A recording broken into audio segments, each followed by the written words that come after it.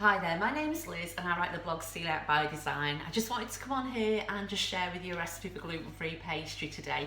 I know it's something that a lot of people struggle getting their head around, how to make gluten-free pastry, but once you have sussed it, then it is plain sailing and it opens the doors to so many things that you can continue to enjoy that are made with pastry. So I'm just going to put the camera down just so you can see what I'm getting up to here. So I'm just going to say, just drop it down there. So in the bowl here, I've got 200 grams of gluten-free plain flour.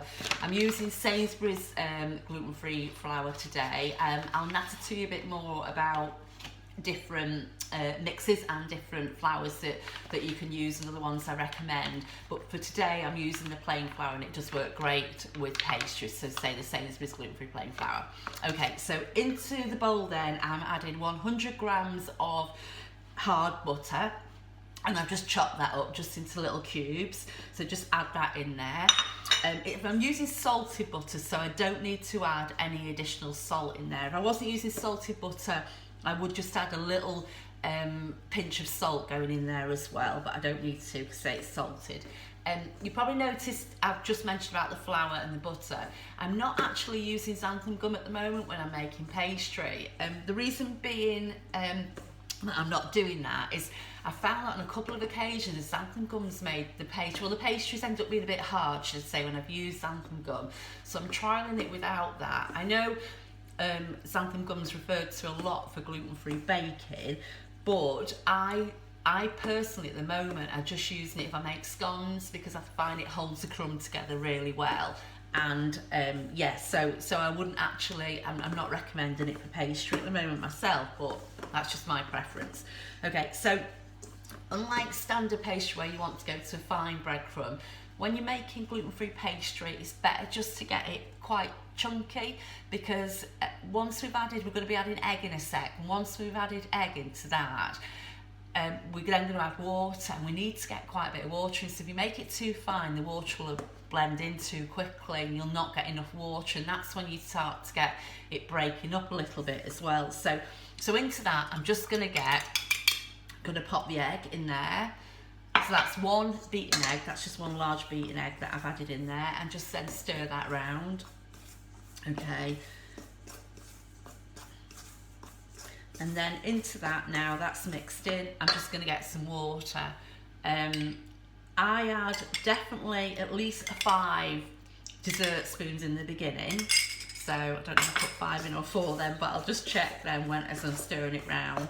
So just add that in. Yeah, and then get some more in there as well. So that's another 2, 3 I popped in there as well. Okay, so that's looking like it's more or less coming together. It might just need one little more. Yeah, okay, so just one more spoonful going in there. Okay, so that's coming together fine. So you want it, so it's coming together in a ball, and it's just when you sort of get your hands in there, it cleans the bowl. Just that is like standard pastry where that's what you'd want. Now the difference now is, so that's come together into the bowl. The difference now is you want to actually work this pastry.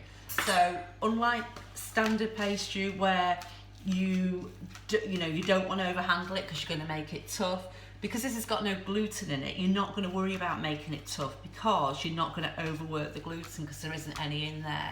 So with this now, you just want to mix it for a little bit, knead it for a little bit on the board. Just make sure that you're giving it plenty of flour on the board, so plenty of the gluten-free flour or gluten-free mix, whichever you choose to use.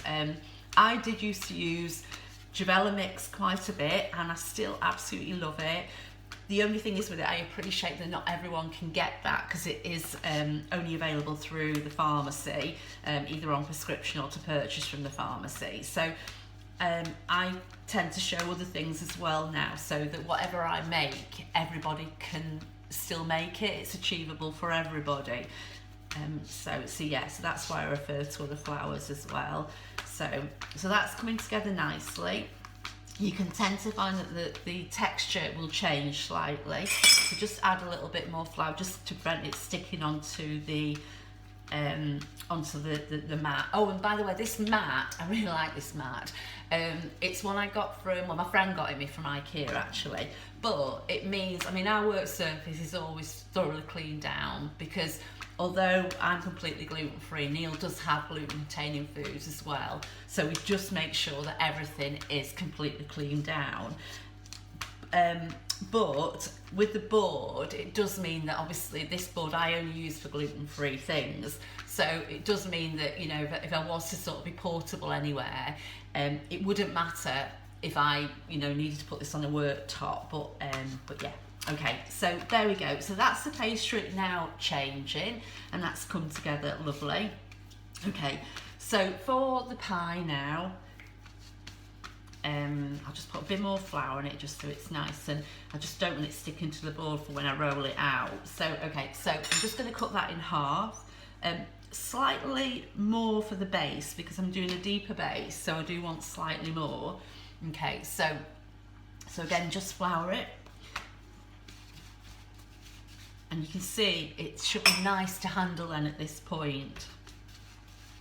Okay, so you do say it is going to be a bit more tacky, the dough, so do make sure you put lots of flour on your board, on your pin, and onto the pastry itself. So then just gently roll it out. Okay, nearly there. So the important thing is to sort of, just so that it's easier for you to handle, is just to flour the base. Okay, there we go. So that's it there. Okay, then you just want to wrap the pastry around the pin and then just transfer it into the dish like that. Just gently transfer it in, because it does have a tendency to break. It is a little bit more fragile, the gluten-free pastry, but again, I wouldn't even worry about that because you can patch it up. It's not a big deal. So if it does break a little bit, it isn't going to be a big deal. So don't worry about that part. It will always patch up. I sometimes get it breaking. I've done videos, to be honest, where it's broken and I've had to sort of scrap everything. So, but this is behaving itself today. This is looking great. So there you go. So that's the pie there, the all ready for the filling. Okay, so righty-ho. So we're just going to do the top. So I'm not probably going to use that because that's probably going to be left over. So I'll probably make some jam tarts or something with that. Neil will be happy about that. So yeah. So righty-ho. So what we just need to do now is just roll out for the top, and again, lots of flour, that's what we want, lots of flour going on in there. Move it round, and it is more fragile, but it is workable, and I love the fact that you can just keep working it and it doesn't matter. I just think that's brilliant. So okay, so there we go. So that's that done there. Okay, and I've got some stewed apple here. It is better to add things when they're cold to the pastry. So I did like a steak and kidney pie the other day. So I'd done the steak and kidney the day before, and then I'd let it go cold. I put it in the fridge overnight, and then I made a pie with that. So that's the recipe that's going to be going on my blog too as well. So there we go. Maybe could have done with a little bit more apple, but that'll be absolutely fine. So okay, so and with stewed apple, all I do, you probably know with stewed apple, but all I do is just peel, slice it, pop it in a pan with a little bit of water, only a tiny drop of water and some sugar. Okay, so just gonna, with this, I'm just gonna, just some milk on that, so because of me brushing it with some milk, that's why the water's gone a bit funny. Okay. So yeah, so just brush the top with a little bit of water there, just so the pastry lid's going to stick. And then all you need to do then is just pop that on.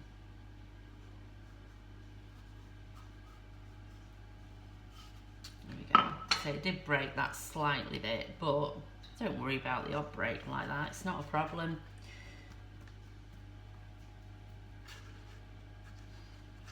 There we go.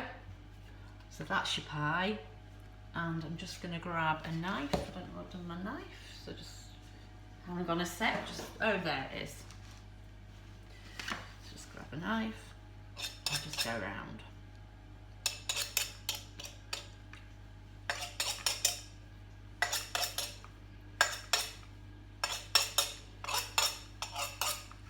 There we are. My hands are washed. And then with that, you just want to, you can use a fork at this stage, but I just pinch it a little bit as you're going round. And that's it then. The little breaks in there are like little steam holes, so they'll be all right. Okay. So it is more delicate, so there, just put a bit of flour on your fingers and that will help as you're going around. Okay, that's it. And then for the top, I just like to brush it with a little bit of milk.